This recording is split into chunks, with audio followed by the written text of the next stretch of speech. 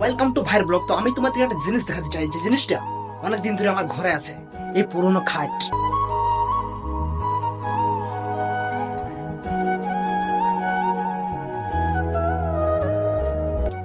এটা দেখে মনে হচ্ছে একটা নর্মাল খাট, কিন্তু না, এর পেছনে আছে অনেক গল্প, অনেক স্মৃতি।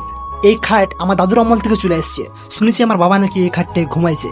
এই খাটের কাঠ এতটা মজবুত যে খাটটা এখনো কিন্তু ব্যবহার করা যায়।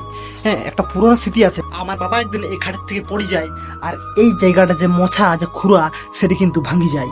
সেই পুরোনো স্মৃতিটা এখনো কিন্তু আমার সামনে আছে। এই পুরোনো খাটের যে দড়িটা আছে এটা অনেকটা কিন্তু পাল্টানো হয়েছে। আগে ছিল বিছাল দড়ি, সেটা চেঞ্জ করে এখন লাইলেনের দড়ি আমরা লাগাইছি, যাতে আরো অনেক পুরোনো দিন পর্যন্ত এই স্মৃতিটা টাকে বা আরো চলে। আজকের দিনে হয়তো অনেকে সবাই নতুন নতুন ডিজাইনের খাট কিনছে, কিন্তু এই পুরনো একটা জিনিসের যে শান্তি আর যে স্মৃতি আছে সেটা কিন্তু নতুন কোনো জিনিস দিতে পারবে না।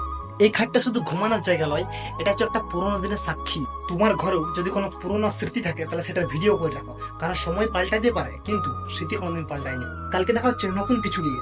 তো ভাইয়ের ব্লগ চ্যানেলটা সাবস্ক্রাইব করে রাখো।